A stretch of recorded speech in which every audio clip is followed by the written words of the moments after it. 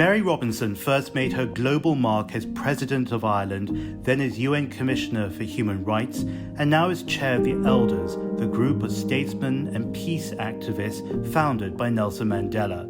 She's also a pioneering leader in climate justice and is always a critical presence at the climate conferences. I was privileged to interview her in London for the China Current. We met at One Young World, the leading global summit. Mary Robinson, a huge event happened in your life 16 years ago when the first of your now 6 grandchildren was born. How pivotal was he to what you do today? I think it was a very exciting moment, obviously, first grandchild, but also I had been so focused on 2050 in working on climate justice, thinking about what that world would be like. And as I held this tiny baby, just born, I had an almost physical reaction because I'd worked out he's going to be 47. He'll have half his life at least to lead. What kind of world? And it became more personal, and I began to think literally 100 years ahead, which you don't normally do. But now the grandchildren are speaking. Greta Thunberg is speaking. She's a 16-year-old. And I was in the UN during the Climate Action Summit, and she said, "This isn't fair. You have stolen my childhood. This is all wrong. I shouldn't be up here. I should be back in school on the other side of the ocean. Yet you all come to us young people for hope. How dare you?" I think also of China, a country that you interact with its leadership fairly often, but also with its people. Where is it at in terms of its leadership on climate change? We saw a big moment when it pushed the Paris Climate Agreement with the United States, with Ban Ki-moon.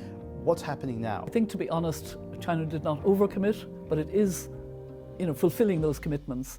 We actually asked the Chinese government to think about being more ambitious, partly because others have not been fulfilling their commitments, notably the United States, but also, there's been a worrying lack of fulfilling the commitments. China can give a real leadership here, and there's good reason for it. I think China is planting a lot of trees, doing good things, but think of the Belt and Road Initiative.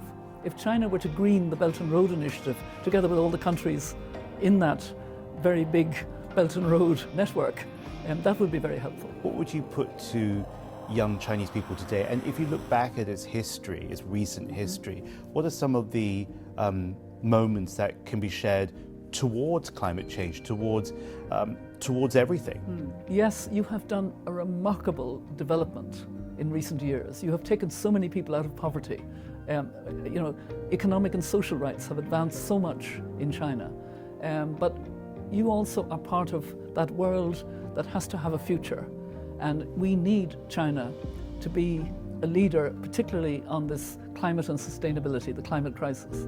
And I'm hoping that, apart from a government policy, that there will also be the entrepreneurship and ability to go even further, plant even more trees, have even more healthy cities. You have new cities that are developing in China in an extraordinary way. And it's a fascinating time. Many people still don't understand what does climate change have to do with human rights? What does it have to do with other things we've been talking about, like poverty and equality and gender?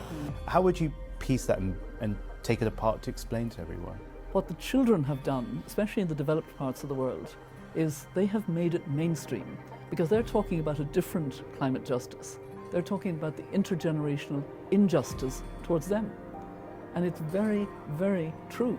And this is where Greta Thunberg and all of those young who are saying, you have to change and transform our way of living.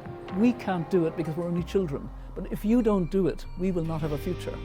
And that's a very powerful message of climate justice for everyone, including every young Chinese person, to say, I want a livable future. And I know it won't be only China. China has to work with the rest of the world, but China can give some leadership, which is badly needed. Thank you. We've got lots more videos, so like, follow and subscribe at The China Current.